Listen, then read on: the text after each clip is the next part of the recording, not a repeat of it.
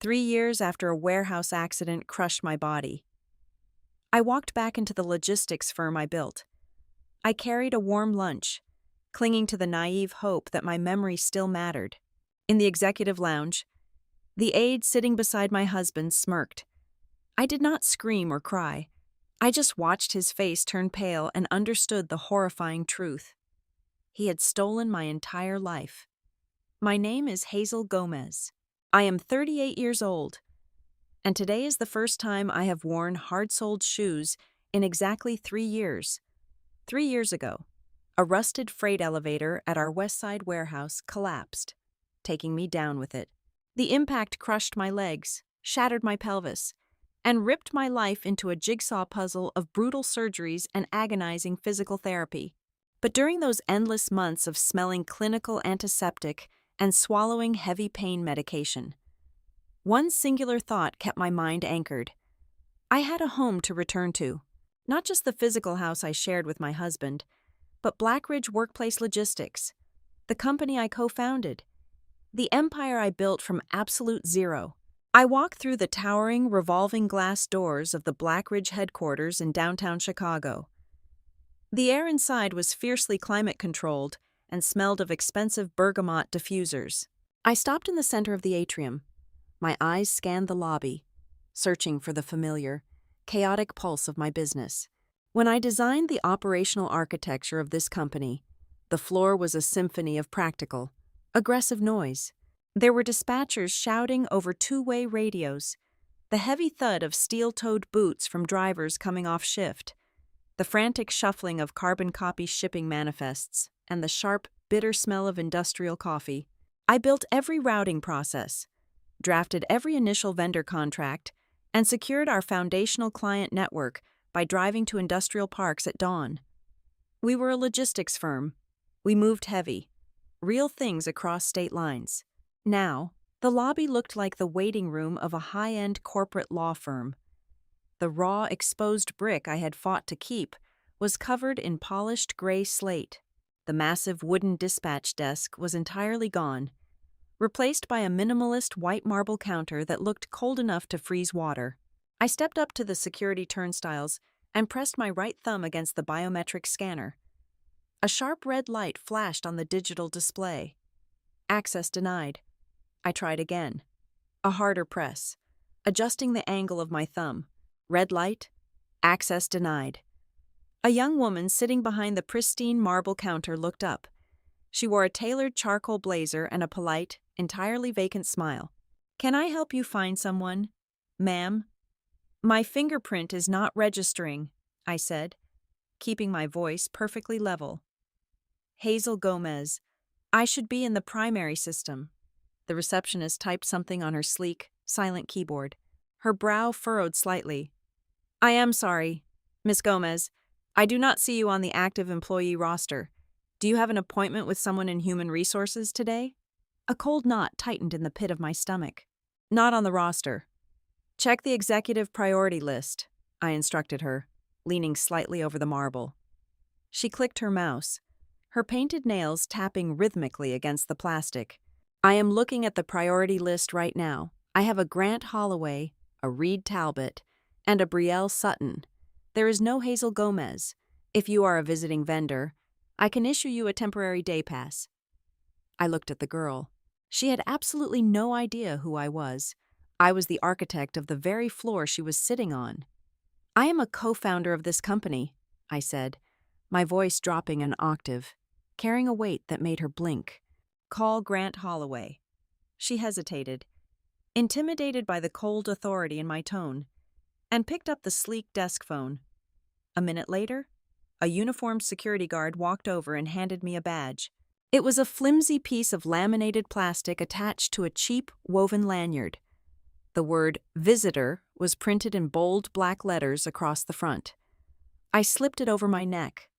The lightweight plastic rested against my chest. It felt like a leash. The elevator ride to the executive floor was suffocatingly silent. When the polished silver doors parted, the quiet hit me like a physical blow.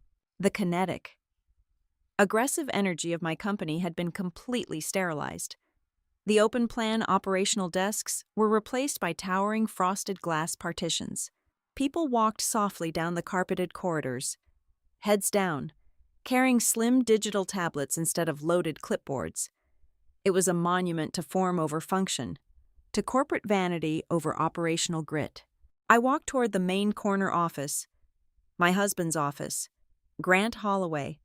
When I entered the expansive room, Grant was standing by the floor-to-ceiling window, looking out over the sprawling Chicago skyline. He turned around. He was wearing a custom-tailored navy suit that likely cost more than our first delivery truck. His hair was styled flawlessly, threaded with distinguished silver at the temples.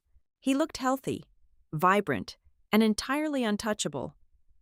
I stood in the doorway and waited for the rush of emotion. I waited for him to cross the room, wrap his arms tightly around my shoulders, and bury his face in my hair. I waited for him to say he was so incredibly glad I was finally back where I belonged, back by his side. Instead, Grant walked toward me with measured, even steps, extended his right hand, and gave me a firm, strictly professional handshake.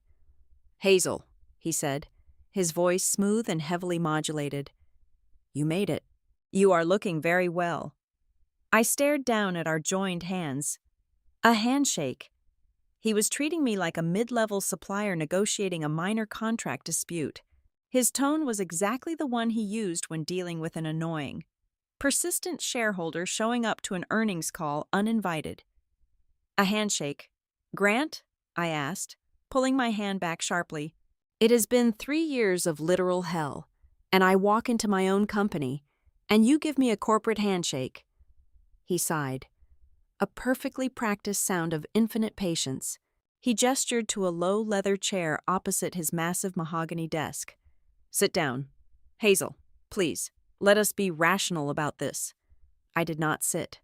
I remained standing, forcing him to look at me. "My biometric access is wiped from the main servers.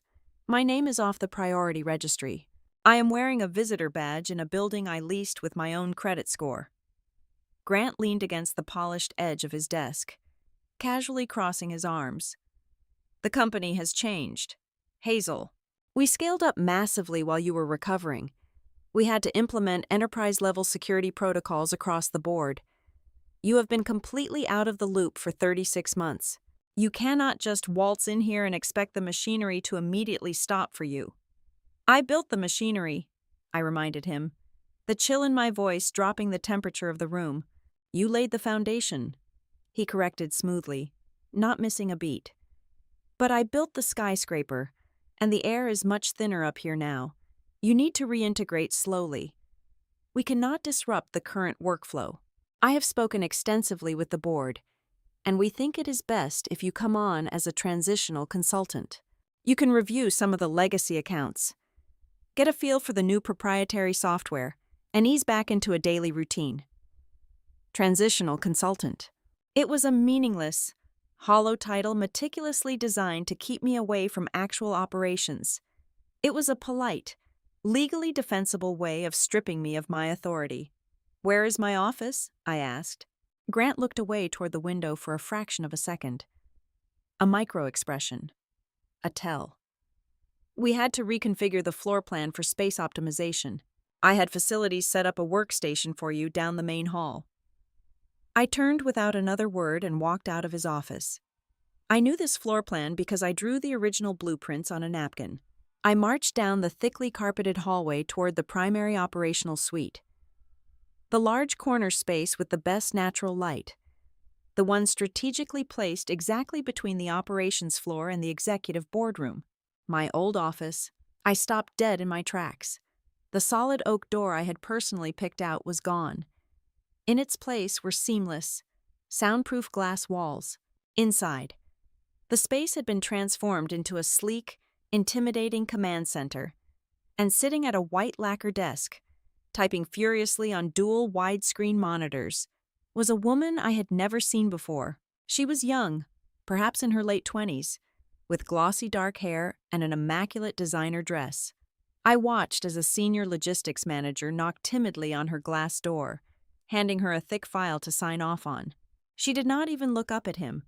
just scribbled her initials with an expensive pen and waved him away with a flick of her wrist. I walked back to Grant, who had followed me out into the hallway. "Who is in my office?" "That is Brielle Sutton," Grant said, his tone entirely too casual for the situation. "My new executive assistant.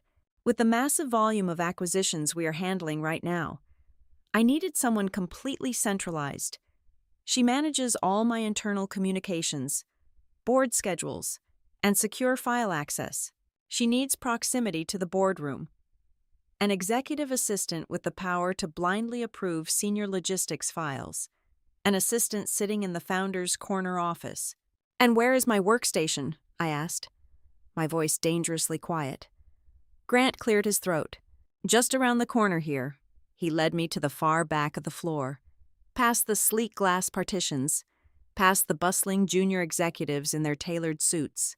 He stopped at a small, gray laminate desk shoved into a narrow alcove right next to the heavy double doors of the central supply room.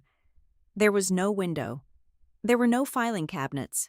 Just a standard-issue laptop and a single black pen sitting on a barren, dusty surface. It was the kind of desk you give to a summer intern on their first day. It was the kind of desk you assign to a short-term data entry contractor who you fully expect to fire in 2 weeks. It was a deliberate, highly calculated, and public humiliation. "It is just temporary," Grant said from behind me, his voice lacking any real conviction. "Just until we figure out exactly where you fit in the new structural hierarchy." I stood there, staring down at the cheap gray laminate. The constant, mechanical hum of the supply room printer buzzed relentlessly through the thin drywall. My rebuilt legs throbbed with a dull, sickening ache, a phantom reminder of the crushed industrial steel that had pinned me to the cold concrete floor 3 years ago. I placed my hand flat on the cold surface of the desk. I did not yell. I did not throw the laptop at the wall. In the quiet, stifling isolation of that miserable little alcove, a terrifying clarity washed over my mind. This was not a bureaucratic oversight. This was not the awkward friction of a long-absent employee returning to a modernized, fast-paced workplace. Every single detail, from the erased biometric fingerprints to the humiliating visitor badge, from the sterile lobby to the glass walls of my stolen corner office, had been engineered. Someone had not just moved on without me. Someone had systematically, surgically, and mercilessly rearranged my entire company to erase all evidence that I had ever existed within these walls. And as I looked back down the long hallway toward the glass office where Brielle Sutton was holding court, and then further down to where my husband stood watching me with cold, calculating eyes, I knew exactly who had orchestrated the erasure. By 12:45, the sterile quiet of the isolated alcove where my temporary desk sat began to suffocate me. I needed a tether to reality, a physical action to remind myself that I was a human being with a history in this building, not a ghost haunting a supply closet. I looked down at the insulated thermal bag resting by my feet. Inside was a glass container of roasted lemon herb chicken and wild rice. I had cooked it last night. It was a simple, grounding ritual. In the early days, before the massive freight contracts, before the polished slate lobby and the bespoke suites, Grant and I barely had 2 dimes to rub together. We lived on sheer adrenaline and relentless anxiety. We took turns cooking and bringing lunch to whichever one of us was buried under a mountain of manifest paperwork at the office. Saving $15 a day meant we could afford an extra tank of diesel for our first 2 box trucks at the end of the week. It was an act of survival masquerading as romance. I picked up the bag by its woven handle. I was going to deliver my husband his lunch. I needed to test the waters, to perform a normal, familiar action in a space that had been aggressively scrubbed of my history. The old break room used to be a loud, democratic space on the 2nd floor. Drivers with grease permanently stained into their knuckles sat next to account managers in starched dress shirts. We solved routing crises over cheap pepperoni pizza and lukewarm sodas. Now, that break room had been entirely eradicated. In its place, on the top floor, was the executive dining lounge. The double doors were heavy, frosted glass. Since my biometric access was wiped, I had to wait behind a vice president of regional sales to slip inside before the heavy doors swung shut. The air in the room was thick with the scent of seared salmon, expensive espresso, and quiet, guarded conversations. The tables were rich, dark mahogany, spaced far apart to ensure absolute privacy for high-level discussions. The lighting was low and amber, casting long, dramatic shadows across the plush carpet. It was a room designed to separate the rulers from the workers. It did not take me long to find him. Grant was holding court at the largest, most dominant booth in the exact center of the room. He was leaning back against the curved leather seating, a crystal glass of sparkling water resting in his hand, and sitting entirely too close to him was Brielle Sutton. The physical space between them was practically non-existent. Her shoulder brushed intimately against his bicep. She was leaning in, whispering something near his ear, and he tilted his head to catch her words, a soft, indulgent smile playing on his lips. It was not the rigid, careful posture of a chief executive and an administrative assistant. It was the relaxed, undeniable gravity of two people who shared a bed. Surrounding them were 4 mid-level operational directors. I recognized 2 of them from my tenure. They were leaning forward over their expensive plates, laughing much too hard at whatever Grant had just said, their faces practically shining with sycophantic eagerness. I walked toward the table. My strides were measured, even, and painfully slow due to the dull ache radiating through my reconstructed hip. I did not rush. I did not storm across the room. The heavy thermal bag swung slightly against my knee with every step. As I approached the perimeter of their table, the conversation began to die down, tapering off into a confused, awkward silence. The directors noticed me first. Their smiles faltered instantly. They looked at my cheap plastic visitor badge, then up to my face, their eyes narrowing as they tried to place my features. I stopped right next to Grant. He was mid-sentence, turning his head to look up at me, annoyance flashing briefly across his features at the interruption. I unzipped the thermal bag, reached inside, and pulled out the warm, heavy glass container. I placed it directly on the table, right over his pristine linen napkin. The dull thud of the thick glass against the mahogany sounded like a gunshot in the muted, polished room. I did not say a word. I just let my hand rest on the warm lid for a second, looking at him. Brielle stopped swirling the ice in her tall glass. She slowly turned her head and looked at me. Her gaze started at the tips of my sensible, orthopedic-soled shoes, traveled up my tailored but practical slacks, lingered maliciously on the plastic visitor lanyard hanging around my neck, and finally met my eyes. Her lips curled into a slow, mocking smirk. It was a look of absolute territorial dominance, the look of a woman holding all the winning cards. She leaned back, crossed her arms over her silk blouse, and let her voice ring out. She did not whisper. She projected her words perfectly, ensuring the sound carried across the quiet hum of the executive lounge. "And who exactly are you, bringing lunch to my man?" The words hung in the air, heavy and razor-sharp. Then, a profound, agonizing silence swallowed the entire room. It was not just their table. The conversations at the adjacent tables abruptly ceased. The soft clinking of silver forks against porcelain stopped. The room went completely, terrifyingly still. I did not look at Brielle. I looked at the faces of the 4 directors sitting across from us. They were frozen. Their eyes darted nervously between Grant and Brielle, their postures rigid, and in that terrifying quiet, the true weight of the situation crashed into me. They were not shocked by the word lover. They were not gasping at a sudden, scandalous revelation of infidelity. They already knew. The absolute silence was the undeniable proof. The entire executive suite had already accepted Brielle as the legitimate, reigning woman at his side. They were only shocked that a stranger with a visitor badge had dared to interrupt their established reality. I did not scream. I did not feel the hot, blinding rush of jealous rage. I did not reach across the table to slap her perfectly contoured face. Melodrama is a luxury for the powerless. I had spent 3 years learning how to breathe through unimaginable physical agony, learning how to walk again when doctors told me I might be confined to a chair. A verbal slight from an arrogant assistant was nothing but white noise. Instead, I turned my gaze entirely to Grant. The confident, untouchable aura he had worn in his office upstairs was completely gone. The color drained from his face so fast he looked practically translucent under the amber lighting. His jaw worked silently, unable to form words. His eyes were wide, darting frantically around the room, taking in the stares of his subordinates, the utter silence of the lounge. The man who had smoothly relegated me to a windowless corner just 2 hours ago was suddenly drowning in a puddle of his own making. I kept my hands clasped loosely in front of me.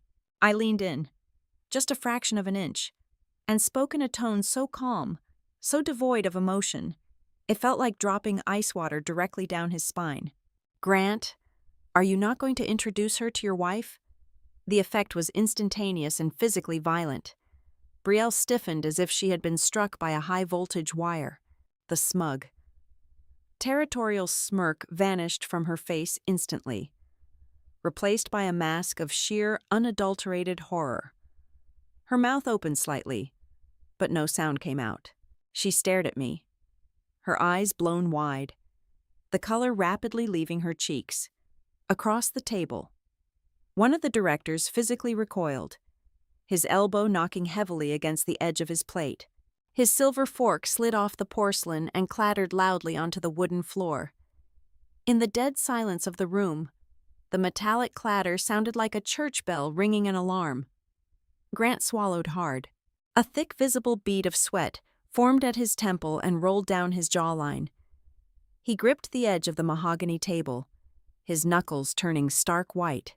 "Hazel," he stammered, his smooth, heavily modulated voice fracturing into a pathetic, reedy rasp. "Hazel, please, this is not the place. We can discuss this downstairs." He was terrified. But as I stared down at his pale, sweating face, the analytical part of my brain began to rapidly process the data in front of me. The part of me that had designed complex logistical networks, the part that spotted minute financial discrepancies in massive shipping manifests, woke up. His panic was entirely out of proportion. A cheating husband caught by his wife feels shame, embarrassment, and perhaps fear of a messy, expensive divorce.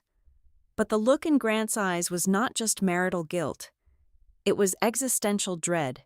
He looked like a man who had just realized a lit match had been dropped into a room packed with dynamite. He was not just afraid of a domestic dispute in front of his senior staff. He was terrified of me. He was terrified of my physical presence, my voice, and the space I was violently claiming back. I looked down at the glass container of chicken and rice sitting on the table. It looked ridiculous there, surrounded by crystal water glasses and imported linen napkins. It belonged to a different lifetime. It belonged to a woman who thought a marriage was a partnership, who thought a business built on shared sacrifice and manual labor was immune to a hostile takeover. I reached out and picked the container back up. The thick glass was still warm against my palm. "Enjoy your lunch, Grant," I said quietly. I turned around. I did not hurry. I walked back toward the frosted glass doors with the exact same slow, measured steps I had used to enter. I kept my head high, my shoulders pulled back, and my gaze fixed straight ahead on the heavy brass handles of the exit. I felt the weight of 50 pairs of eyes burning into my back, tracing my every movement. But I did not falter.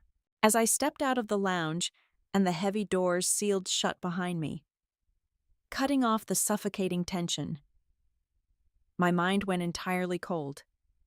The pieces of the puzzle were slamming together with brutal, unforgiving force. The erased biometric access, the deliberate demotion to a visitor badge, the relocation of my office, the arrogant assistant claiming him publicly in a room full of complicit subordinates, and the stark, structural terror in his eyes when I reminded the room that I was his legal wife. They had not just moved on while I was undergoing my 6th surgery. They had not just fallen into an illicit affair out of loneliness. You do not re-engineer a corporate hierarchy to hide a mistress. As I walked toward the elevators, pressing the down button, the realization hit me with the force of a speeding freight train. I had just walked into that room intending to expose a cheap, vulgar affair, but by dropping my title as his wife into the dead silence, I had accidentally tapped my knuckles against a massive, hollow wall. He was not just stealing my marriage, he was stealing my company. And Brielle was not just his lover, she was his accomplice. I bypassed the sprawling suburban house I shared with my husband entirely. Driving back to that hollow, beautifully decorated shell of a marriage felt like walking willingly into a trap. Instead, I navigated my car toward Logan Square.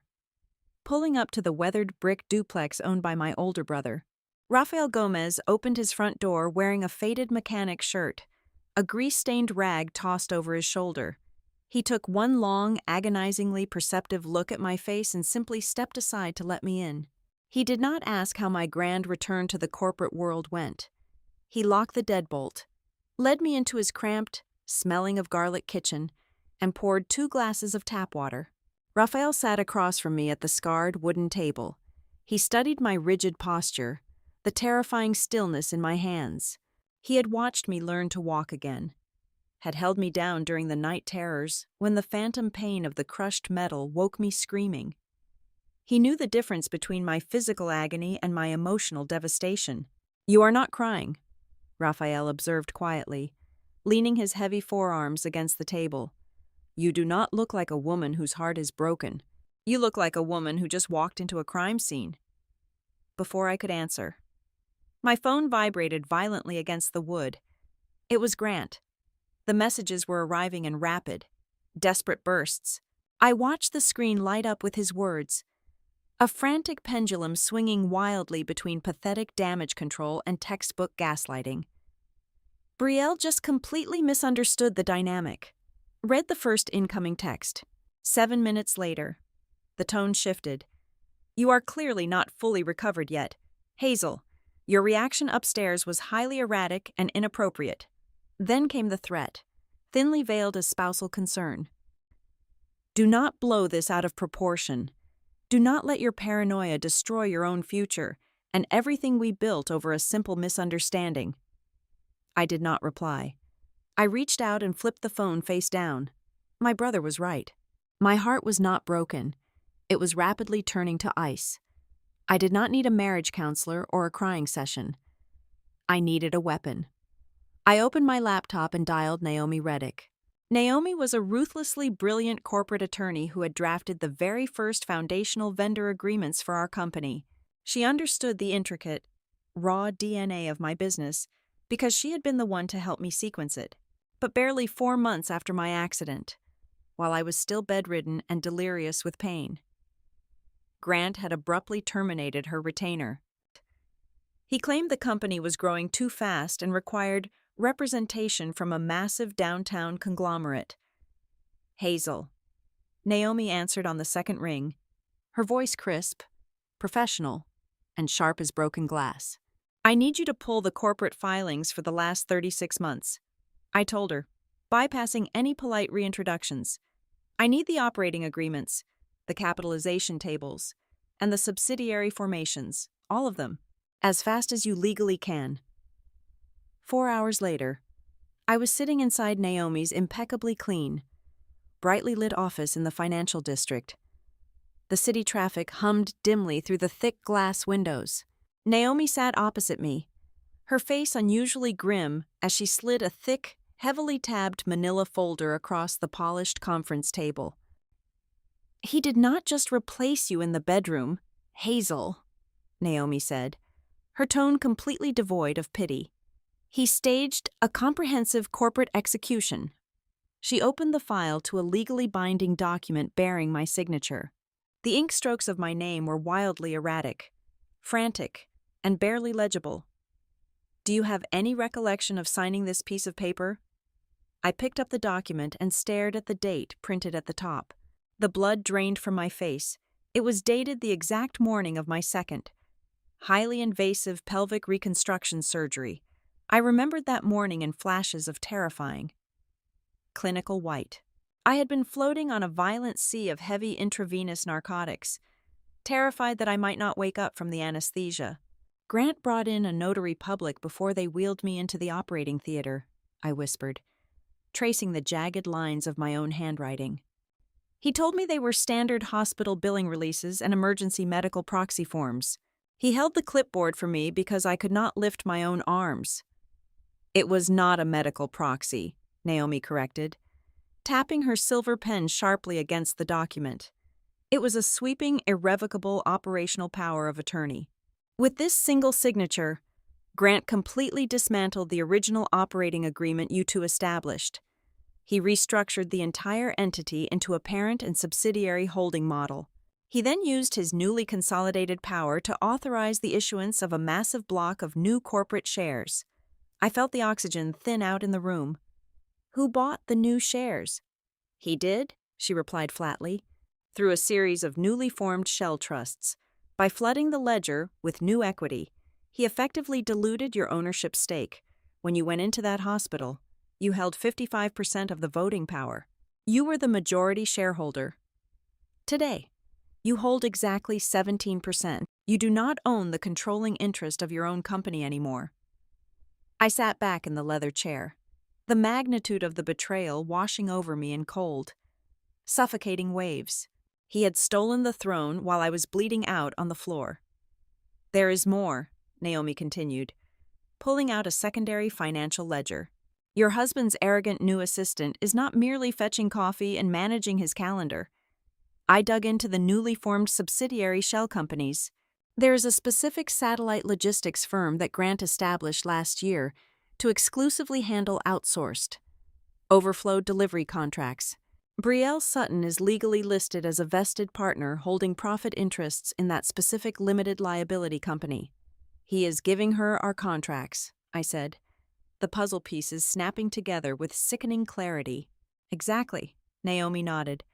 Every single time your main company subcontracts a lucrative route to that satellite firm, Brielle gets a direct cut of the top-line revenue. He is legally and systematically funneling corporate profits directly into his mistress's bank account, completely bypassing the main ledger. My hands clenched into tight, trembling fists. The sheer audacity of the structure was staggering, but Naomi's expression remained dark. She was not finished. She reached into the very back of the folder and pulled out one final legal document. This one carried the official seal of the county recorder's office.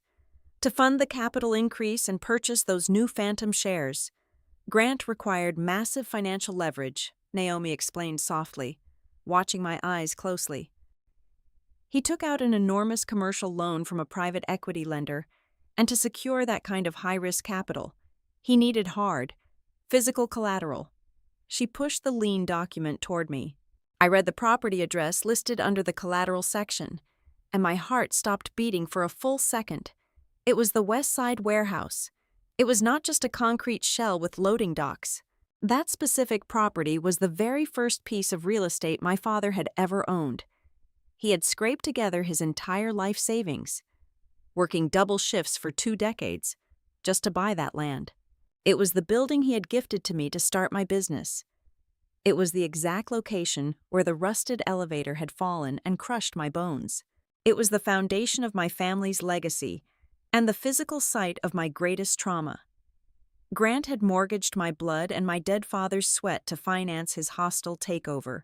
He had used the site of my near-fatal accident to buy the knife he used to stab me in the back. If he defaulted on that predatory loan, the bank would foreclose, and my family would lose the warehouse forever. The last lingering ghost of my marriage evaporated right there in Naomi's office. This was no longer a domestic dispute. This was a calculated, multi-million-dollar war.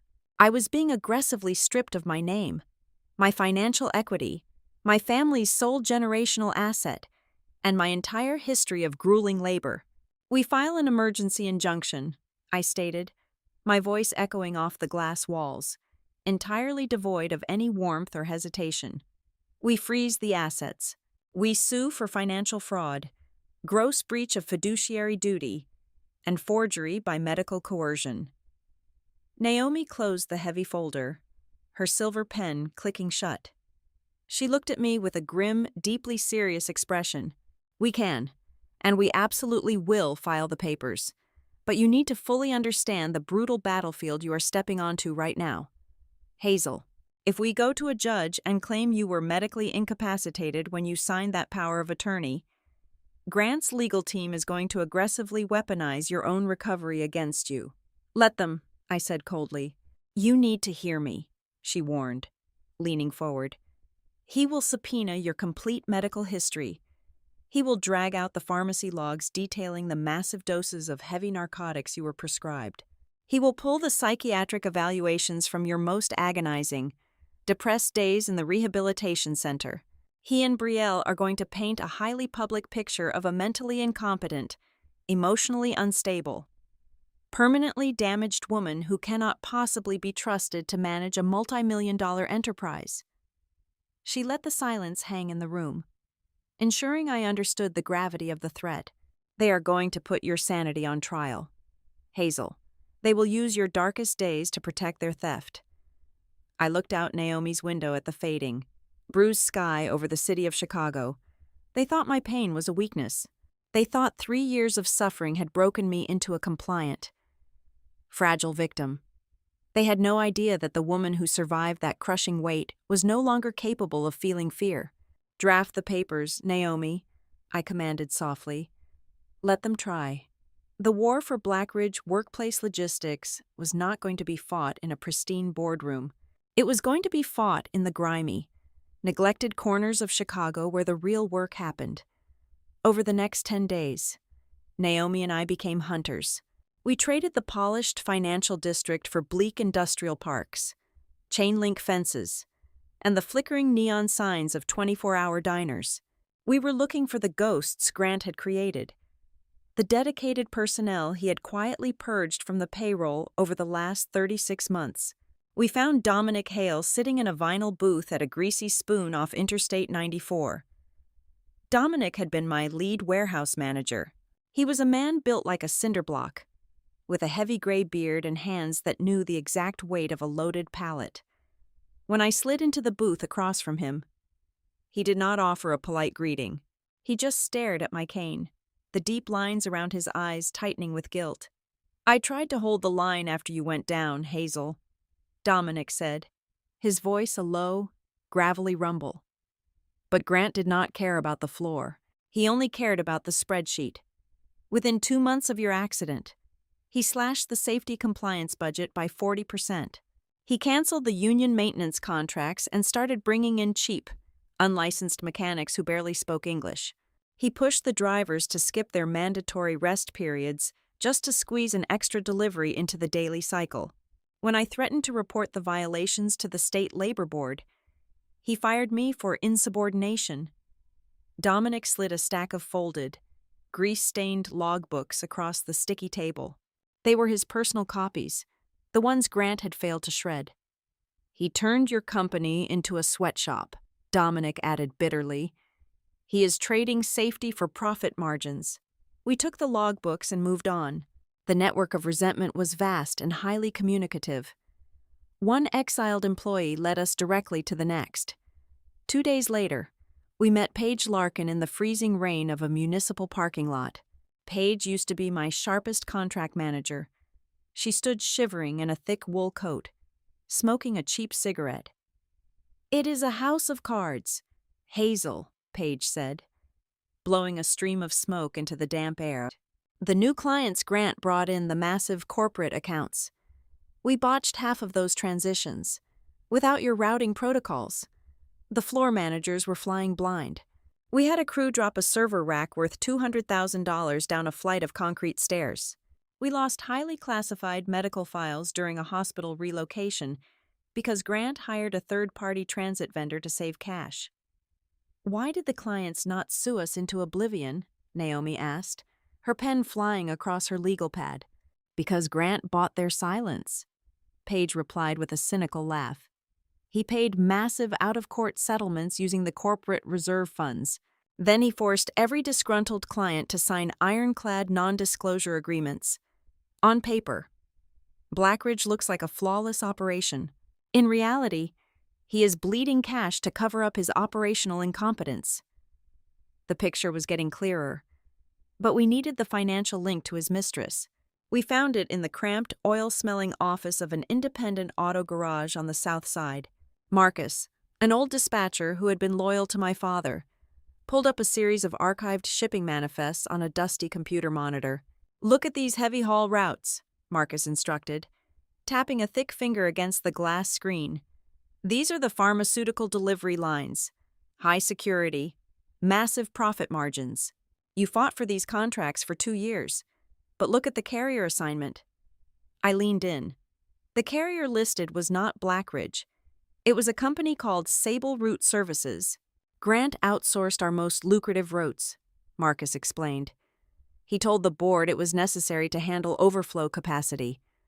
"But I run the plates on every truck that hits my dock. I check the commercial registration for Sable Route." Naomi did not even need to wait for Marcus to finish. She was already typing the company name into her state database portal. A few seconds later, she turned her laptop around.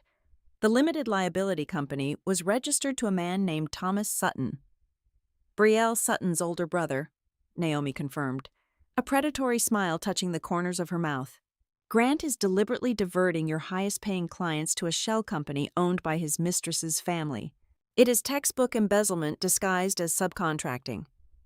The betrayal was no longer just a theory.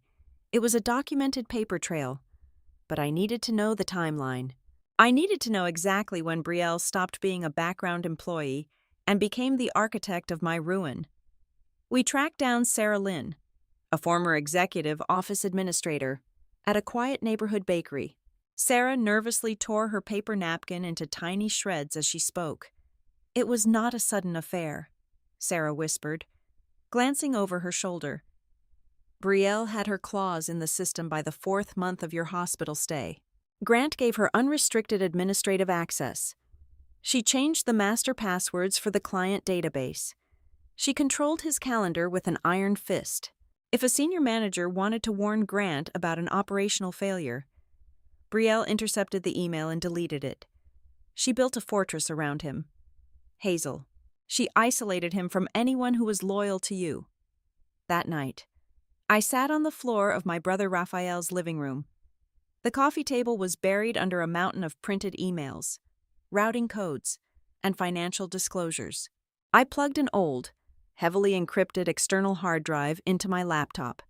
It held the original operational pitch decks and workflow algorithms I had coded 4 years ago, long before the company had a polished lobby. I opened Grant's recently published, highly praised corporate restructuring manifesto. I placed my old files right next to it on the screen. It was a complete copy. Grant had not invented a single new process. He and Brielle had simply taken my original, foundational blueprints, stripped my name off the header, slapped on a modern corporate font, and presented it to the new investors as their own brilliant innovation. They were parading around the city, wearing a suit they had stolen off my back. But the final, most devastating piece of the puzzle came the following morning. Naomi managed to track down Arthur Vance. Arthur was a retired, independent elevator maintenance contractor. We met him sitting on a rusted folding chair outside a self-storage facility. He looked old, tired, and deeply burdened. When I introduced myself, Arthur could not look me in the eye. He stared down at his scuffed leather boots for a long, agonizing minute. "I have not slept a full night in 3 years," Arthur confessed, his voice trembling with the weight of an unspoken sin. "I saw the news when the rig fell. I saw what it did to your legs." "Why did the cables snap?" "Arthur," I asked, my voice terrifyingly calm. Arthur took a deep, shuddering breath. "Because they were severely compromised. I did a full structural inspection of the West Side warehouse 2 months before your accident." I sat in Grant's office. I handed him the physical report. I told him the primary load-bearing mechanisms on that freight elevator were corroded past the point of safety. I told him it was a death trap and needed an immediate, total replacement. The wind blowing off the lake suddenly felt like ice against my skin. "What did my husband say to you?" "He asked for the price." Arthur whispered, When I gave him the quote, he laughed. He said it was an absurd amount of money for an old warehouse.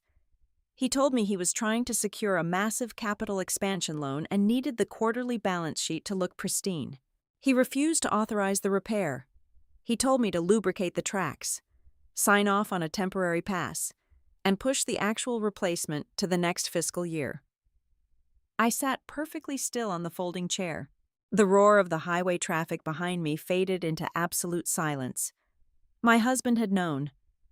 Grant had held the inspection report in his hands. He knew the machine was rotting from the inside out.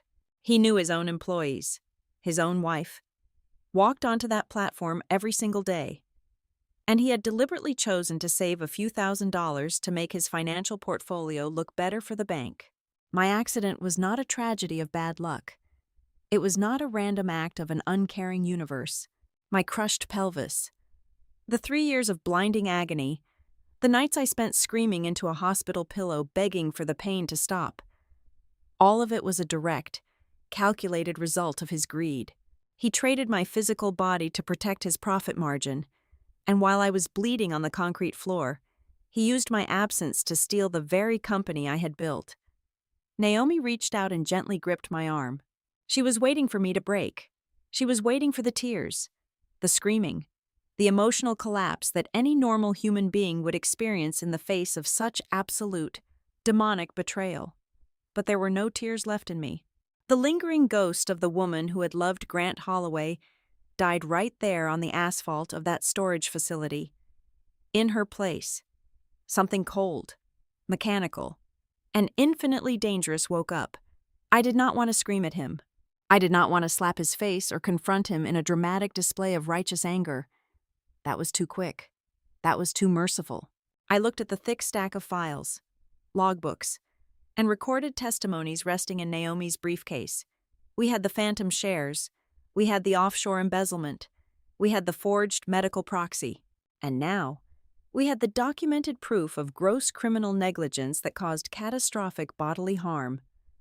"We do not warn them," I told Naomi, my voice harder than the concrete beneath our feet. "We do not send a demand letter. We keep digging.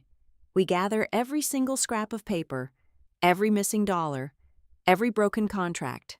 We build a cage so tight they will not even realize they are trapped until we lock the door." I stood up, gripping my cane tightly, feeling the solid, unforgiving earth beneath my feet. I was going to bury them in their own filth. The assault did not begin with a physical confrontation. It started as a slow, suffocating poison seeping into the digital airspace. On a Tuesday morning, Raphael walked into the kitchen and wordlessly turned his laptop around to face me. On the screen was a popular corporate watchdog blog, known for dissecting boardroom scandals across the Midwest. The headline was a masterclass in character assassination. It did not use my full name, but it did not have to. The article painted a grotesque caricature of a former logistics female founder who had become tragically addicted to heavy painkillers following a workplace accident. It described me as mentally unstable, prone to erratic outbursts, and currently attempting to destroy her own company out of a bitter, post-traumatic vendetta after being rightfully replaced. "They are spinning a narrative," Raphael said, his knuckles white as he gripped the edge of the table. I opened up the industry forums, the message boards where freight brokers and supply chain executives gathered to trade gossip. The threads were already swarming with anonymous accounts. They claimed I had caused the very accident that nearly killed me by making dangerous operational decisions. They stated I was quietly let go to protect the company from my declining cognitive state. Brielle was clearly orchestrating a highly organized smear campaign, planting seeds of doubt in the exact circles where my reputation used to be bulletproof. My phone vibrated violently against the wood. The caller ID displayed an unknown number. I let it ring twice before swiping to answer, immediately tapping the audio recording icon on my screen. "Hazel," Grant said. His voice was no longer the smooth, polished instrument of a chief executive. It was tight, strained, and vibrating with malice. "Who is this?" I asked, forcing my tone to remain completely flat. "Do not play games with me," he hissed. "You saw the article this morning. That was just a warning shot. I know you have been dragging that lawyer of yours around town, digging through the trash. If you do not sign a formal separation agreement by Friday, selling your remaining 17% of the shares back to the holding company and walking away permanently, I will release the rest. The rest of what, Grant? I asked, keeping my voice steady, coaxing him to dig his own grave on the recording. The hospital photographs, Hazel, the ones where you look like a hollowed-out corpse hooked up to a morphine drip. I have your complete psychiatric evaluations from the rehabilitation center. I will hand-deliver your pharmacy logs to the business press. They will see every single narcotic you swallowed. I will make sure no board of directors in this country ever lets you within 50 feet of an executive suite again. The threat was designed to break me, to exploit the deepest, most humiliating vulnerabilities of my physical trauma. I felt a cold knot tighten in my chest, but I did not let my voice waver. I needed one more piece of leverage. You cannot force me out of my own equity, I replied, feigning a desperate defense. I will tie you up in civil court for a decade. I will drain the corporate accounts fighting you. Grant laughed, a harsh, ugly sound. With what money you have nothing. If you file one more piece of paper against me, I will call the bank and trigger the default clauses myself. I will make sure your precious Gomez family loses that rotting warehouse on the west side by the end of the month. I will let the bank rip that pathetic memorial to your father right out from under your feet. Thank you, Grant, I said quietly, and ended the call. I did not panic. Panic is a luxury for those without a plan. I immediately drove to the medical campus. I did not ask for a consultation. I demanded sworn affidavits. I sat across from my lead orthopedic surgeon, my chronic pain specialist, and the clinical therapist who had guided me through the darkest days of my recovery. I laid out exactly what my husband was threatening to do. I watched the disgust wash over their faces. By mid-afternoon, I had 3 legally binding, notarized letters. They explicitly detailed that I had been completely free of any narcotic pain medication for over 18 months. They swore, under the penalty of perjury, that my cognitive functions, executive reasoning, and psychological stability were functioning at the absolute highest percentile. Grant's threat to paint me as an unstable addict was now completely neutralized by the very medical professionals who had saved my life. But the second threat, the warehouse, was a ticking time bomb. I walked into Naomi's office just as the sun was beginning to set, dropping the medical affidavits onto her desk. She barely glanced at them. Her eyes were fixed on her computer monitor, her jaw set in a rigid line. We have a massive problem. Hazel, Naomi said, her fingers flying across the keyboard. After you called me about Grant's threat regarding the property, I pulled the active commercial loan covenants tied to the West Side warehouse. Grant did not just use the property as collateral for his corporate restructuring. He aggressively leveraged it against short-term profitability metrics. I felt the floor drop out from under me. Explain it to me. The loan is conditional, Naomi explained, turning the screen so I could see the dense financial legalese. If Blackridge's quarterly cash flow drops below a specific margin, the bank has the right to demand immediate, full repayment of the principal. Grant has been bleeding cash to pay off those silent settlements for his operational failures. The company is currently hovering right on the edge of a covenant breach. If they miss one more revenue target, the bank will seize the warehouse. The air in the room grew suffocatingly thin. That warehouse was not just brick and mortar. It was the physical manifestation of my father's entire life. He had worked grueling shifts on the loading docks for 20 years just to buy that plot of land. It was his legacy, the very foundation upon which I had built Blackridge. And now, because of my husband's staggering greed and financial incompetence, the bank was standing at the door with a padlock. The pressure was no longer just about reclaiming my stolen company or defending my professional honor. It was a visceral, desperate fight for survival. I was standing on the precipice of losing the only tangible piece of my family's history. Grant was trying to erase my roots completely. He is using my father's blood to fund his mistress and his mistakes, I whispered, the rage finally crystallizing into something sharp and deadly. "Not if we strike first," Naomi countered fiercely. She pulled a thick stack of freshly printed legal documents from her printer. "I am not waiting for a judge to review this casually. I am filing an emergency ex parte injunction tomorrow morning." Naomi slapped the papers onto the desk. "This is a formal litigation hold. I am sending it directly to Grant, to Brielle, to the chief financial officer, and to their corporate counsel. It legally mandates the absolute preservation of all emails, financial ledgers, and server logs. If they delete a single comma after receiving this, it is a federal crime." She pointed to the second document. "This is the emergency injunction. We are asking the court to immediately freeze all transactions related to the West Side collateral.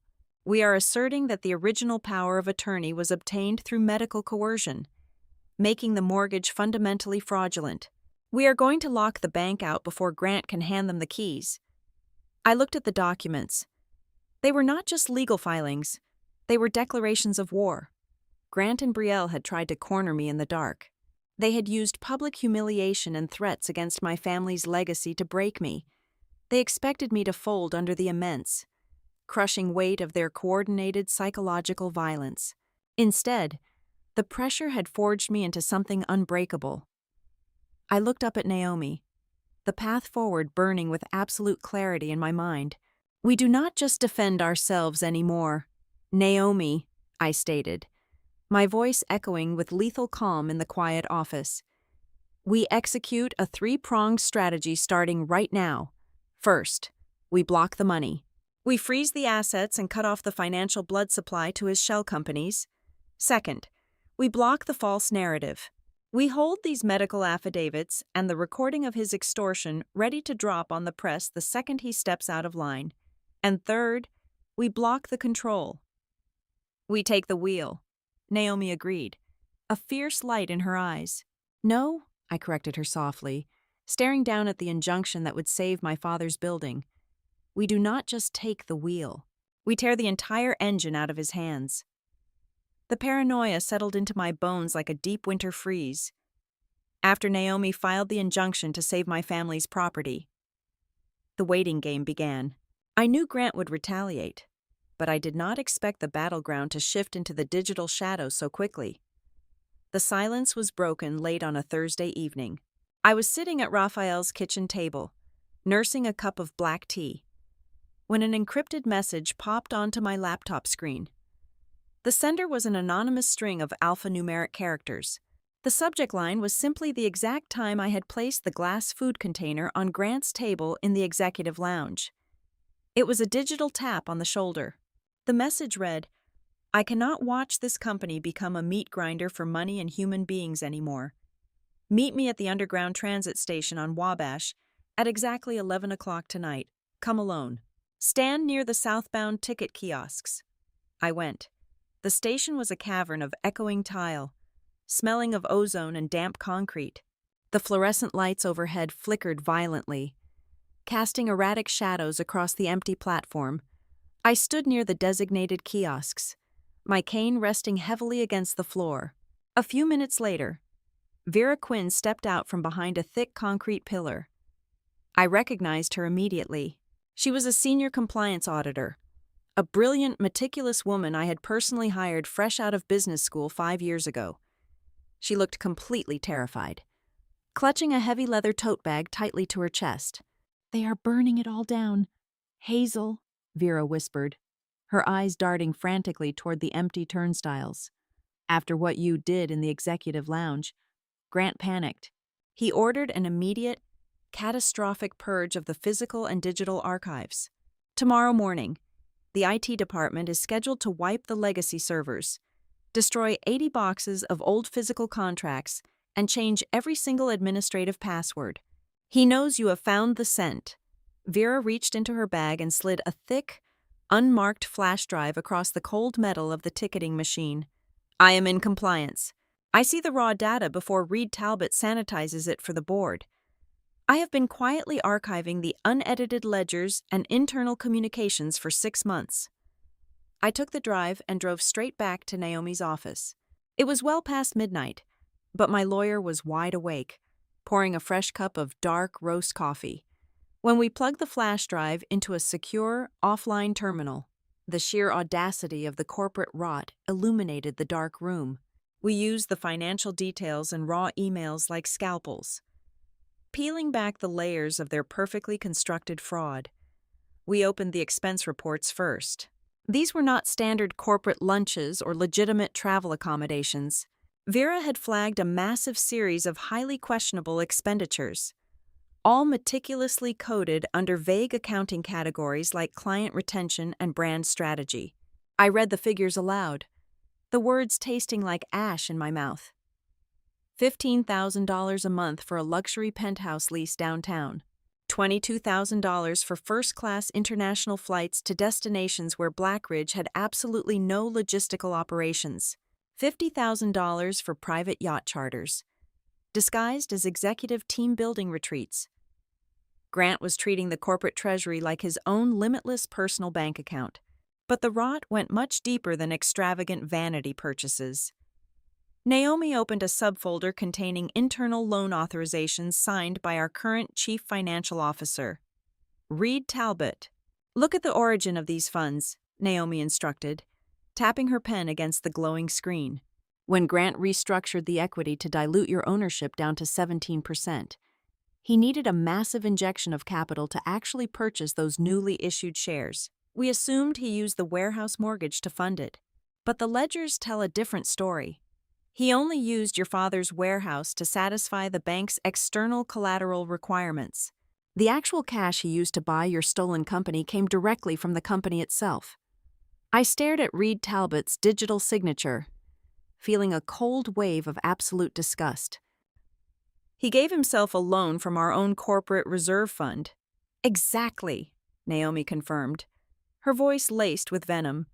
"Reed authorized an internal unsecured loan of $4 million directly to Grant. Grant then turned around and used that exact same money to buy the new equity block. It is a completely fraudulent self-funding loop. He bought you out using your own money, and Reed facilitated the entire transaction." The financial autopsy continued into the early hours of the morning. I found a recurring vendor payment line directed to a limited liability company called Apex Strategic Consulting. The payments were massive, hitting the general ledger on the 1st and 15th of every single month without fail. I cross-referenced the state registry files Vera had included in the data dump. The sole managing member of Apex Strategic Consulting was Brielle Sutton. "She is double-dipping," I noted, my eyes narrowing at the screen. "She is a full-time employee drawing a 6-figure executive assistant salary. But she is also billing the company as an independent strategic consultant. She is siphoning cash through secondary channels that completely bypass standard payroll audits and board oversight." Then we hit the absolute motherlode of corporate espionage. Vera had managed to extract a deleted email chain from the trash folder of the senior vice president of sales. It was a thread discussing 3 massive, highly competitive office relocation contracts we had recently won. The company line was that we secured them based on our superior service model and operational efficiency. The emails proved otherwise. An internal source at the rival bidding firms had been leaking their exact, sealed bid prices directly to Blackridge. "This is blatant bid rigging," Naomi said, her tone shifting from corporate lawyer to apex predator. They knew exactly what the competitors were quoting, and they undercut the bids by precisely 1% to secure the contracts. If the federal authorities see these emails, Grant will face criminal antitrust charges and federal prison time. It was almost 4 o'clock in the morning. My eyes were burning, but I could not look away from the monitor. Vera had left one final file in a folder simply labeled with the word audio.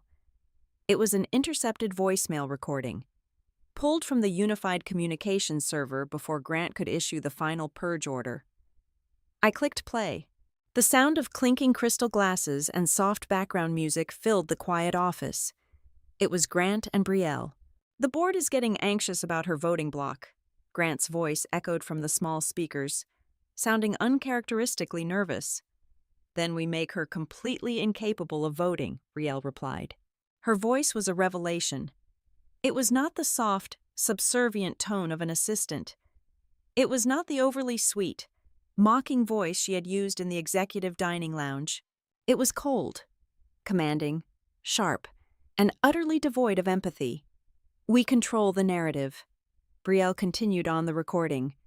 "We drip-feed the board carefully curated details about her physical dependency. We leak the pharmacy logs to the chairman. We paint a very sympathetic, very tragic picture of a woman who is simply not lucid enough to return to operations. By the time she realizes what has actually happened, the board will consider her a massive liability, not a founder." "You are brilliant," Grant murmured. "I am thorough," Brielle corrected him sharply. "Make sure Reed buries the consulting invoices deeper this month.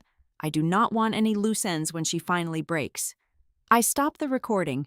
The silence in Naomi's office was deafening. Up until this exact moment, a small, stubborn part of my brain had still viewed Brielle merely as a symptom of my broken marriage. I had categorized her as the opportunistic mistress, the arrogant young woman who had capitalized on my husband's loneliness and moral bankruptcy. I was entirely wrong. Brielle was not a decorative doll sitting passively on his desk. She was not a lucky beneficiary of his theft. Listening to the sharp, authoritative cadence of her voice, the truth slammed into me with terrifying clarity. She was the architect. She was the one directing the chief financial officer. She was the one structuring the psychological warfare. Grant was the face of the corporate coup, but Brielle was the cold, calculating brain driving the knife into my back. She was the co-author of my ruin. "They are actively wiping the servers right now," Naomi said, glancing at the clock on her wall. "Grant thinks he is burning the evidence as we speak." "He is too late," I replied, pulling the flash drive from the terminal. Vera gave us the raw data, complete with the original metadata and digital timestamps. We have a perfect, unbroken chain of custody. When the forensic investigators pull the wiped servers tomorrow and compare them to this drive, the deletion itself becomes undeniable proof of a criminal cover-up. I walked over to the floor-to-ceiling window and looked out at the sleeping city. The streetlights cast long, sharp shadows across the concrete pavement below. The game had fundamentally changed. I was no longer fighting a greedy husband who had lost his way. I was going to war against a highly functioning criminal syndicate. Brielle had written the dirtiest plays in this entire playbook. She had assumed I would crumble under the weight of her manufactured narrative. She thought I was a broken, medicated ghost. I touched the cold glass of the window. The ghost was holding all the matches, and I was going to burn their entire stolen empire to the ground. I did not take the salvaged flash drive to the local business press. Public scandals are incredibly messy, highly unpredictable, and easily manipulated by expensive corporate public relations firms.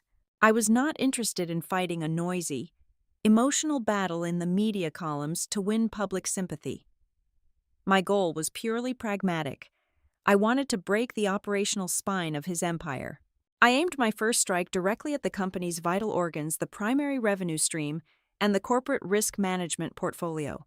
I scheduled a private, off-the-books meeting with David Sterling, the chief operating officer of the largest medical hospital network in the Midwest. His hospital group had been our flagship client since our second year of operations.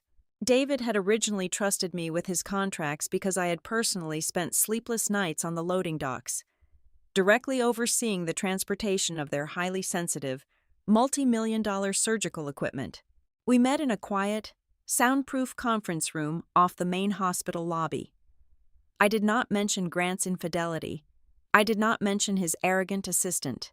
I simply unzipped my leather briefcase and slid a meticulously compiled dossier across the polished wood table.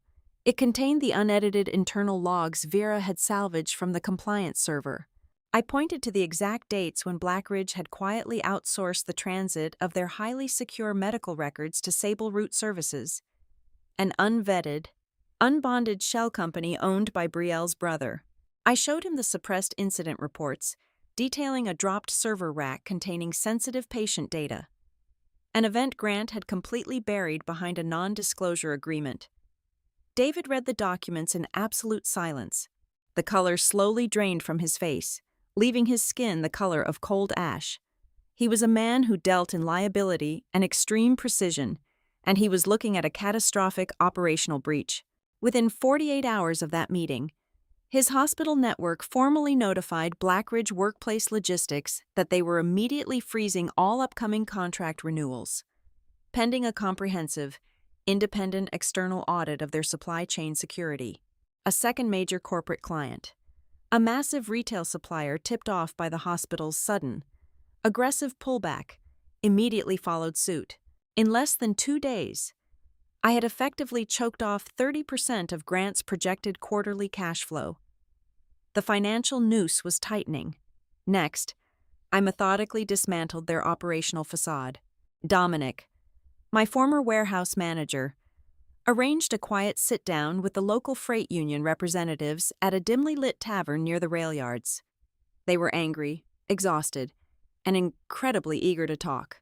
They agreed to provide sworn, signed affidavits detailing exactly how Blackridge management had systematically forced their drivers to forge their mandatory rest logs. The drivers testified that they were pushed to work 80-hour weeks while carrying loads 20% over the legal federal weight limit. Grant was deliberately compromising highway safety and violating federal transport laws just to maintain the artificially high profit margins he had promised his new investors. To completely seal the operational trap, Naomi aggressively tracked down our former commercial insurance broker over a cup of bitter diner coffee. The terrified broker confessed exactly how Grant had kept the company's risk profile looking so incredibly pristine on paper. Whenever a Blackridge driver caused property damage or ruined a client's shipment, the company did not file a formal insurance claim. Instead, Grant illegally split the damages into smaller, unrecorded cash settlements, paying them out directly from the corporate reserve fund, because every payout was intentionally kept under the $10,000 reporting threshold. The insurance underwriters never saw the true scope of the company's failures. Grant was actively hiding massive operational liabilities, committing blatant insurance fraud to keep his premium costs artificially low.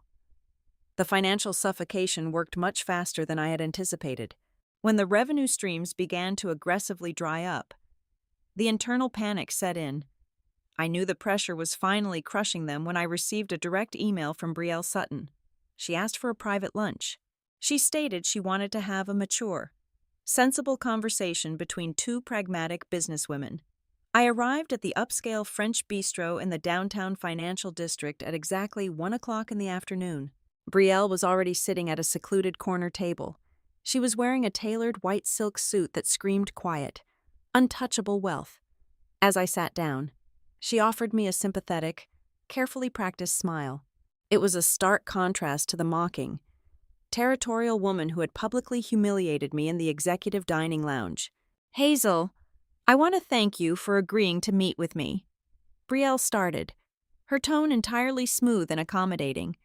"I know tensions are incredibly high right now, but Grant and I both feel that this endless legal war is just going to destroy the very thing you worked so hard to build. We want to offer you a graceful, highly profitable exit." She slid a folded piece of heavy stock paper across the linen tablecloth. I did not touch it. I just stared at her perfectly manicured hands. "It is a highly generous severance package," Brielle continued, leaning in slightly. $3 million, fully liquid, transferred directly into your personal account within 7 days. Furthermore, we will clear the mortgage on your family warehouse immediately out of our own pockets. All you have to do is sign the non-disclosure agreement. Drop your hostile injunctions and walk away permanently. You can start over somewhere fresh. I looked at her face. She honestly thought she was being a brilliant negotiator. She thought $3 million could buy my permanent silence and erase my history. "You are actively bleeding cash." "Brielle," I said, keeping my voice low, cold, and perfectly even. "The hospital network just froze their renewal contract. The labor union is currently drafting a formal grievance with the State Transport Board. Your insurance underwriters are going to audit your safety logs by the end of the month, which means your commercial coverage will be completely revoked. You do not actually have $3 million in liquid capital to offer me. You are offering me phantom money to save yourselves from a federal indictment." Brielle's hand twitched against the tablecloth.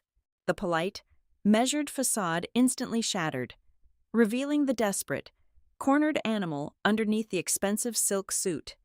"You are being completely irrational," she snapped, leaning forward aggressively. Her voice rose just enough to turn the heads of the waiters standing by the kitchen doors. "You have been gone for 3 years. You have absolutely no idea how this industry works anymore. We saved this company from bankruptcy while you were lying helpless in a hospital bed crying in pain. V, you are just trying to ruin us because you are a jealous, broken woman." I stopped breathing for a fraction of a second. I let her furious words hang in the quiet air between us. "Grant told me you would never be healthy enough to come back. We built our entire future assuming you were permanently out of the picture." She had just handed me the final, fatal weapon. In her desperate anger, she had explicitly confessed, out loud, that their entire corporate takeover, the aggressive restructuring, the dilution of my founder shares, and the medical proxy were all fundamentally predicated on the malicious assumption that my physical disability would be permanent. They did not push me out because of operational incompetence. They pushed me out because they gambled on my permanent physical destruction. It was the exact, textbook, legal definition of predatory bad faith. I did not throw my water glass in her face. I did not raise my voice, hurl insults, or cause a dramatic scene. I simply picked up my heavy leather purse, pushed my wooden chair back, and stood up from the table. "Thank you for the lunch, Brielle," I said quietly, looking down at her. Her eyes widened. The anger vanished, replaced by sudden, freezing terror as she replayed her own words in her head. She realized exactly what she had just said. She saw the jaws of the steel trap snap shut around her own neck. I turned my back and walked out of the elegant restaurant into the bright, blinding afternoon sun. The dominoes were finally falling in perfect, unstoppable sequence. Inside the glass tower of Blackridge, the walls were rapidly closing in on them. Major clients were demanding immediate answers. The Human Resources Department was drowning in panicked resignations from senior staff. And the board of directors was frantically demanding an emergency internal audit to locate the missing funds. I had successfully turned their own arrogant greed into a highly lethal weapon. And now, the empire they had stolen was beginning to eat itself alive. The silence in Naomi's office felt heavier than the concrete that had broken my body. We had the financial records, the offshore shell companies, and the fraudulent board votes, but the salvaged compliance server held a darkness that transcended mere corporate theft. It held the brutal, mathematical equation of my physical destruction. Naomi had spent the weekend cross-referencing the internal maintenance logs with the unedited server data Vera provided. She spread a massive timeline across her glass desk. It mapped out the final 6 months leading up to the day the rusted freight elevator gave way. "Look at the cash flow," Naomi instructed quietly, pointing her silver pen at a highlighted column from 4 years ago. Grant was aggressively hoarding liquid capital. He had just initiated the preliminary paperwork to create the subsidiary holding company. To make the new equity structure work, he needed a massive, untouched cash reserve on the balance sheet to show the new private equity lenders. He needed to look incredibly cash-rich. She moved the pen down to a series of denied purchase orders. "Arthur Vance submitted his final, critical safety warning about the West Side elevator exactly 4 months before your accident. The replacement cost was quoted at $85,000. Grant personally rejected the invoice. He flagged it as a non-essential capital expenditure. I stared at the denied stamp bearing my husband's digital signature. He traded $85,000 for my pelvis, my legs, and 3 years of my life, just to artificially inflate a quarterly financial report so he could afford the very weapon he used to steal my company. I pulled my laptop closer and logged into the Restored Legacy email archive. My fingers were cold as I typed my own name into the search bar, filtering the dates to the exact week before the collapse. I needed to know if I had been blind.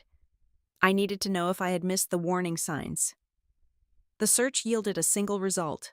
It was an email I had sent directly to Grant and the senior operations team exactly 7 days before the accident. The subject line was explicitly clear: West Side equipment failure. Imminent risk. In the body of the email, I had detailed the grinding noises, the terrifying sway of the platform, and I demanded an immediate operational halt on that specific machine until a full structural replacement was completed. I looked at the server metadata attached to my message. The routing log showed exactly what happened after I pressed send. Grant had received my email, manually stripped its high-priority red flag, recategorized it as a routine maintenance inquiry, and archived it into a suppressed folder where the rest of the operations team would never see it. He buried my warning alive. He knew the machine was a death trap. He knew I was walking onto it. And he decided that protecting his fraudulent stock scheme was worth the statistical probability of my death.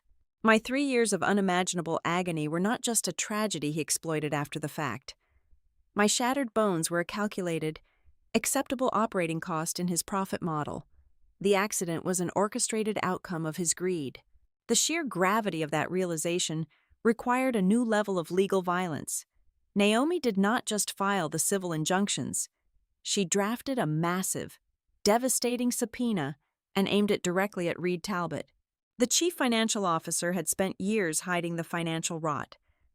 But facing the terrifying prospect of federal prison time for complicity and criminal negligence was a completely different battlefield. Reed broke less than 24 hours after the subpoena landed on his desk. He did not come to our office, but his personal defense attorney called Naomi on a secure line. The attorney offered a highly conditional proffer of evidence in exchange for immunity. Reed confessed that the official board meeting minutes recorded in the week following my accident had been systematically altered. The original draft contained an explosive, panicked discussion about the delayed elevator maintenance and Grant's explicit refusal to fund the repair. Under Grant and Brielle's direct orders, Reed had completely sanitized the legal record, legally erasing their culpability while I was lying in a surgically induced coma. I needed to breathe. The sterile, perfectly climate-controlled air of the law office was suddenly suffocating me. I stood up, took my car keys, and drove away from the downtown skyline. I drove to the West Side warehouse. The building was quiet, practically abandoned since the bank began circling the property. I unlocked the heavy steel side door and stepped into the cavernous, dimly lit space. The air smelled of old engine oil, damp brick, and cold dust. I walked slowly across the concrete floor, my cane clicking rhythmically in the vast silence. I stopped at the exact spot where the elevator shaft met the ground floor. The twisted metal had long been cleared away, replaced by a cheap, temporary wooden barricade. But the deep, violent gouges in the concrete floor remained. I stood precisely where I had fallen.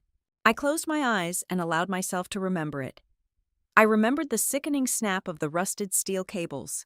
I remembered the sensation of weightlessness, the horrifying rush of air, and then the deafening, bone-crushing impact. I remembered the taste of copper in my mouth and the agonizing realization that I could not feel my legs. For the first time since I woke up in that hospital bed 3 years ago, I let myself tremble. I let the sheer, suffocating terror of that memory wash over my entire body. My hands shook so violently I nearly dropped my cane. I wept. Not out of sadness, but out of a profound, shattering rage. I stood in the dark and let the ghost of my own pain scream into the empty warehouse. And then, I stopped. The trembling ceased. The tears dried on my face, leaving my skin feeling tight and cold. The raw, bleeding wound in my chest scarred over, hardening into something completely impenetrable. I opened my eyes. The woman who had been crushed on this floor was dead. The woman walking out of this warehouse was a weapon of mass destruction. I drove back to the city with a singular, icy purpose. When I walked back into Naomi's office, she was already drafting the amended complaints. "We expand the scope," I told her, my voice devoid of any human warmth. "We are no longer just suing for shareholder fraud. breach of fiduciary duty, and embezzlement. We hit them with gross criminal negligence resulting in catastrophic bodily harm. We name Grant personally. We name Brielle personally. We name Reed Talbot. We hold them legally responsible for the intentional concealment of life-threatening safety violations." Naomi nodded, her eyes flashing with predatory approval. "The moment we file the criminal negligence complaint, the corporate liability veil is completely pierced. Their personal assets are no longer protected. The board of directors will be legally obligated to completely sever ties with them to avoid being named as co-conspirators." The dominoes were already accelerating. Later that afternoon, Naomi's private phone began to ring. It was not Grant. It was two different, highly influential members of the Blackridge Board of Directors. They called separately, speaking in hushed, panicked tones. They had heard whispers of Reed Talbot's impending defection.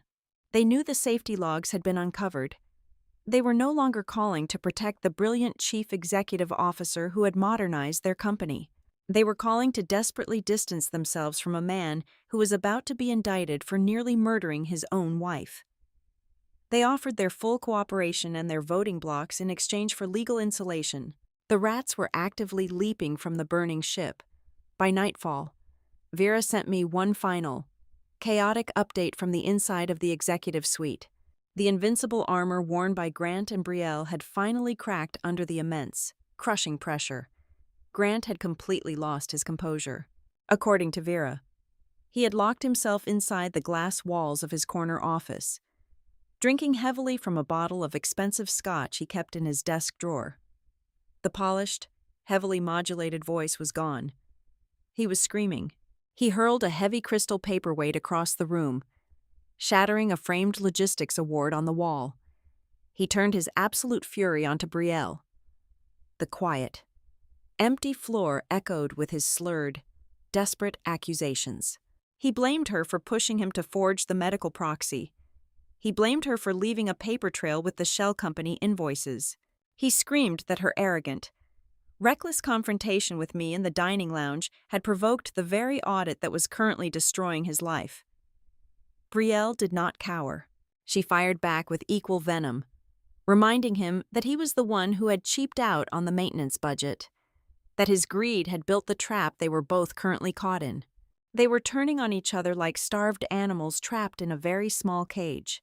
The flawless, untouchable partnership that had stolen my life was rapidly dissolving into a toxic puddle of mutual hatred and desperate self-preservation.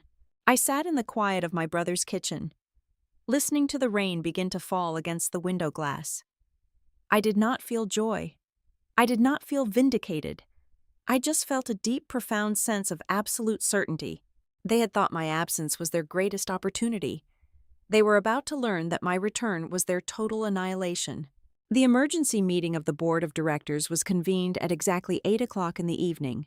The sky outside the towering glass windows of the central conference room was pitch black, mirroring the suffocating atmosphere inside. I did not knock. I simply pushed the heavy double doors open and walked in. I did not enter that room as a betrayed wife seeking an apology. I walked in as the primary architect of Blackridge Workplace Logistics, flanked by my lead corporate counsel, carrying a digital fortress of undeniable proof. The dozen men and women seated around the massive mahogany table fell into a stunned, breathless silence. Grant was sitting at the head of the table, his usual seat of absolute power. Brielle stood just behind his right shoulder, holding a digital tablet like a shield. "Hazel," Grant started, his voice dripping with forced, authoritative patience. "This is a closed executive session. You have no authorization to be on this floor. I am a founding partner of this enterprise, and I am holding an active emergency federal injunction," I stated, my voice echoing off the cold glass walls. I did not sit down. I stood at the opposite end of the long table, staring directly down the center line at him. "And by the time my legal counsel finishes speaking, you will not have the authority to ask the janitor to leave this room, let alone me." Naomi did not wait for a formal invitation. She unlatched her heavy leather briefcase and began sliding, perfectly bound. aggressively tabbed dossiers across the polished wood to every single board member. The physical thud of the thick binders hitting the table sounded like heavy artillery fire. "Gentlemen and ladies of the board," Naomi began, her tone sharp, clinical, and utterly devoid of mercy. "You are currently presiding over a highly active, multi-million-dollar criminal syndicate. I direct your attention to tab 1. Naomi became a lethal instrument of exposure. She walked them through the timeline with surgical precision. She started with the medical proxy, presenting the sworn affidavits from my surgical team, proving I was heavily sedated and legally incapacitated when Grant forced me to sign away my voting rights. She moved to tab 2, detailing the fraudulent equity restructuring that diluted my ownership stake from 55% down to 17%. Then, she dropped the first real bomb. To satisfy the board regarding his sudden influx of capital, the chief executive officer claimed he secured an external commercial loan against the Westside warehouse property, Naomi explained, her eyes sweeping across the horrified faces of the board members. This was a lie. He merely used the warehouse to satisfy a secondary collateral requirement. The actual $4 million he used to buy his newly issued shares came directly from an unsecured, undisclosed loan he took from your own corporate reserve fund. A collective gasp rippled through the room. The chairman of the board, an older man with silver hair who had once championed Grant's vision, gripped the edges of his binder, his knuckles turning stark white. "Grant, where did the money come from?" the chairman demanded, his voice trembling with sudden fury. Grant stood up, his polished veneer cracking violently. Sweat was visible on his forehead under the harsh, recessed lighting. "This is an orchestrated smear campaign by a disgruntled former employee who is actively suffering from a severe cognitive decline. We can explain the capital movement. It was a bridge loan, perfectly within the bylaws of the parent holding company." "And what about tab 4? Grant," Naomi interrupted, refusing to give him an inch of breathing room. "Is Apex Strategic Consulting also within the bylaws?" She detailed the shell vendor, exposing the hundreds of thousands of dollars funneled directly to Brielle Sutton. She laid out the extravagant personal expenses disguised as client retention. She exposed the internal emails proving they had actively rigged bids to secure the recent commercial relocation contracts. And finally, she laid down the maintenance logs, the denied purchase orders, and the irrefutable proof that Grant had deliberately delayed repairing the rusted elevator to artificially inflate the quarterly cash reserves. "He did not just steal the company," Naomi finalized, closing her empty briefcase with a sharp snap. "He knowingly created the conditions that crushed his own wife, and then he ordered the server logs wiped this morning to cover his tracks." "That is an absolute fabrication," Grant shouted, slamming his hand flat against the mahogany table. "The server migration was a scheduled IT upgrade, Reed. Tell them," Grant pointed desperately at Reed Talbot, our chief financial officer, who was sitting near the center of the table. But Reed did not look at Grant. Reed was staring down at his hands, his face completely bloodless. The subpoena Naomi had served him earlier that day had broken his absolute loyalty. "I cannot cover this up anymore, Grant," Reed whispered, his voice cracking in the dead silence of the room. He looked up, addressing the chairman. "The internal loan was real. Grant ordered me to bypass the standard audit protocols to approve the transfer, and the server wipe was not an upgrade. It was a direct panic response." Reed turned his head and looked directly at Brielle, his eyes burning with resentment. "And I will not take the fall for her. She signed off on those consulting invoices. She physically stood in my office and demanded I sanitize the board minutes following Hazel's accident to remove any mention of the denied maintenance request. She ran the entire shadow ledger." Brielle stepped back, her face contorting into a mask of pure panic. "He is lying. He is trying to save his own skin." I reached out and tapped the space bar on my laptop, which I had connected to the boardroom's central audio system. The crisp, undeniable recording of Brielle's own voice filled the vast room. "The board is getting anxious about her voting block," Grant's recorded voice echoed. "Then we make her completely incapable of voting," Brielle's voice replied, cold and authoritative. We keep her out of the game long enough, and everything becomes ours." The audio cut off, leaving the room practically suffocating in its own toxic silence. The recording was the final strike. It was a vat of pure acid thrown directly onto their polished corporate facade, stripping away every lie, every excuse, and every shred of deniability. The chairman of the board stood up. He did not look at Grant. He looked directly at the corporate secretary sitting at the end of the table. "I am entering a formal, immediate motion," the chairman stated, his voice ringing with absolute authority. "I move to suspend the chief executive officer's unilateral signing authority, effective this exact second. I demand an immediate, independent forensic audit of all internal ledgers. Furthermore, I order the immediate sealing of all physical and digital financial records from the past 3 years. Security will escort Grant Holloway and Brielle Sutton out of this building immediately." Grant lost his mind. The terrifying realization that his entire empire had just evaporated shattered his sanity. He lunged forward, pointing a shaking finger directly at my face. "You are destroying us!" Grant screamed, his face turning a dark, dangerous shade of crimson. "You are killing the very company you created. You are tearing down your own legacy out of spite." I did not flinch. I did not raise my voice. I looked at the pathetic, broken man I had once sworn to love, and I delivered the final blow with terrifying calm. "I am not killing the company, Grant," I replied, my words slicing through the air like a scalpel. "The person who killed it is the one who priced my blood as a cost-saving line item." Grant stood frozen, his mouth open, unable to form a single coherent response. Behind him, I noticed Brielle slowly backing away toward the heavy glass doors. She had her phone shielded against her stomach, her thumbs flying rapidly across the glowing screen. She was not texting Grant. She was not texting the board. I knew exactly what she was doing. The mistress, the brilliant architect of the shadow ledger, was frantically messaging her private attorney, signaling the federal prosecutors to negotiate a conditional immunity deal. The empire was not just falling. The traitors were actively selling each other out to survive the crash. But the war was not over yet. As the security guards stepped into the boardroom to physically remove my husband, Naomi leaned over and whispered in my ear. The ultimate climax was waiting for us tomorrow. At 9 o'clock the next morning, Blackridge was legally mandated to appear at a massive municipal hearing to secure the renewal of their largest public transit contract of the entire year. And at that exact same hour, the emergency injunction, the criminal negligence complaint, and the unedited server logs were scheduled to be formally unsealed and released to the federal authorities. The bomb was planted under their biggest stage, and the timer was counting down to 0. At 9 o'clock the following morning, the Grand Municipal Hearing Room was packed to absolute capacity.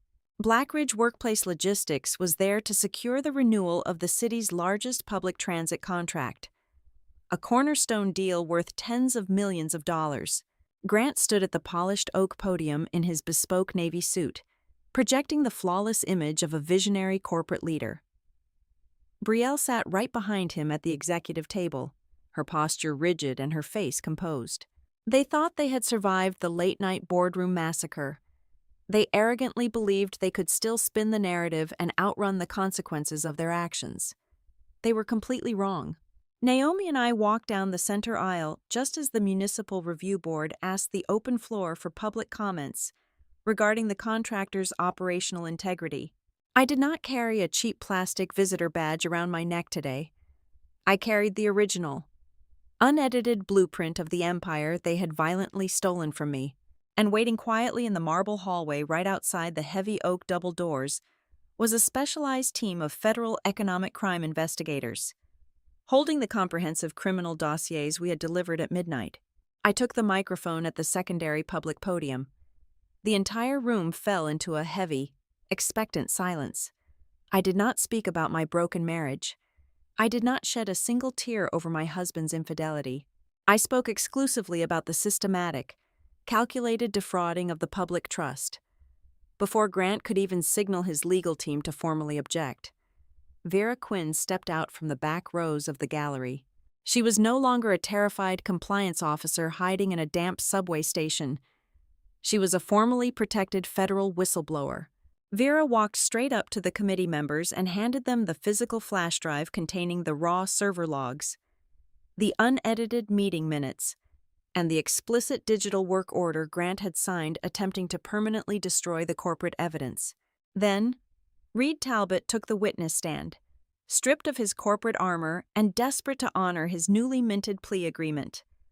Our former chief financial officer laid the entire financial scheme bare under oath. He confirmed, directly to the municipal committee and the press, that the massive internal loan used to buy Grant's stolen equity block was entirely fraudulent.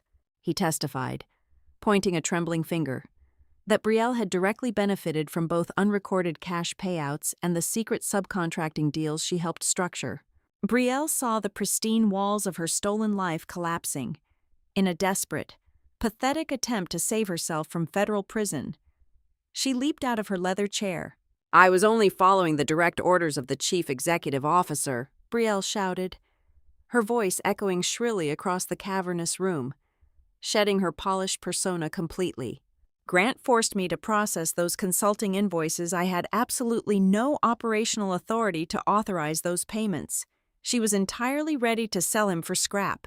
But Naomi was already projecting a series of documents onto the massive digital screen behind the committee bench. They were Brielle's own internal emails. The entire room, including the city press corps, read her explicit, calculated messages bargaining for illegal vendor kickbacks, personally approving her own luxury penthouse expenses, and meticulously orchestrating the public smear campaign regarding my mental health. Her own typed words permanently stripped her of the innocent victim role, cementing her as the undeniable, ruthless co-author of the massive fraud. The final fatal blow came from the people who understood the true physical cost of their insatiable greed. Arthur Vance, the retired elevator mechanic, and our former commercial insurance broker stood before the municipal committee. They connected the financial dots with terrifying, irrefutable clarity. They explicitly proved that the decision to delay repairing the rusted freight elevator was not a tragic administrative oversight, but a deliberate, malicious strategy to hoard cash for the illegal corporate restructuring. My shattered pelvis, the 3 grueling years I spent learning how to walk again in agonizing pain, became the undeniable, central link in their motive for profit. They had weighed my life against a balance sheet, and they chose the money. The municipal board instantly terminated the hearing, permanently revoking Blackridge's public bidding status on the spot. But the real justice happened in the federal civil courts less than 2 hours later. A federal judge reviewed our emergency filings and issued a sweeping ruling that completely invalidated the medical power of attorney Grant had coerced me into signing while I was sedated. The court officially froze the illegal dilution of my founder shares, restoring my voting block, and most importantly, immediately released the Westside warehouse from the fraudulent commercial mortgage structure. The judge then appointed an independent legal receiver to take absolute control of Blackridge's remaining assets, stripping Grant of all power. As Grant and Brielle walked out of the municipal building into the bright afternoon sunlight, the federal investigators were waiting on the concrete steps. There was no dramatic screaming. There was no explosive, violent physical confrontation. There was only the stark, humiliating reality of cold metal handcuffs clicking around the wrists of 2 people who had genuinely believed they were completely untouchable. They were read their official arrest warrants for federal wire fraud, the destruction of corporate evidence, and criminal bid rigging in broad daylight, surrounded by the flashing cameras of the very business press they had tried to manipulate against me. I could have taken Blackridge back, with Grant gone. I could have fired the remaining corrupt executive staff, sanitized the building, and sat back down in the glass corner office. But the name itself was deeply tainted, poisoned by 3 years of their profound moral rot and operational incompetence. I did not want to wear a corporate coat that smelled of their betrayal. Instead, I sat down with the independent receiver and negotiated a ruthless, surgical settlement, I surrendered the hollowed-out corporate shell of Blackridge entirely, in exchange for walking away. I legally reclaimed the absolute operational rights. The proprietary software playbooks I had personally coded, the clean client lists of the hospitals and retailers who still trusted my name, and the full intellectual property of the logistical tracking systems. I took my brilliant foundation and walked away to build something entirely new. We named it Gomez Ground Line. We opened the new corporate headquarters exactly where the story had begun inside the West Side warehouse. We saved my father's legacy from the bank. The massive brick space was completely retrofitted. It was a completely transparent operation, exceptionally safe, paid fair union wages to every driver, and actively recruited every single honest worker Grant had fired for refusing to bend their personal morals. On the morning of our official launch, the warehouse smelled beautifully of fresh industrial paint and strong, bitter roasted coffee. I stood in the center of the newly constructed dispatch floor, leaning lightly on my cane. Surrounding me were the people who had fought in the trenches with me when I had absolutely nothing. Raphael was there in his grease-stained shirt, adjusting a new digital routing monitor. Naomi stood by the large glass window, reviewing our first clean delivery contracts. Dominic, Paige, and Vera were managing the incoming fleet of brand-new trucks. I walked over to the main wooden conference table and set down a heavy thermal bag. I unzipped it and pulled out a large, warm glass container of roasted lemon herb chicken and wild rice. It was the exact same meal I had carried into that sterile executive dining lounge a lifetime ago. But this time, I was not serving a traitor. I opened the container and shared it with my true core team. The loyal people who had helped me burn down a stolen empire and build an absolute fortress in its ashes. I looked around the large table, listening to the loud, chaotic, wonderful noise of a real business running on sheer grit and unbreakable honesty. I realized that my long journey, which had reignited with a moment of severe public humiliation, had finally ended at a table where I truly belonged. And as I sat down with my family and my crew, I smiled, knowing with absolute certainty that no one in this building would ever dare ask who I was again. Thank you so much for listening to my story today. Please let me know where you are listening from in the comments below so we can connect and share our thoughts. Do not forget to subscribe to the Olivia Revenge Stories channel, like the video, and support us even more by supporting the channel so this story can be heard by many more people.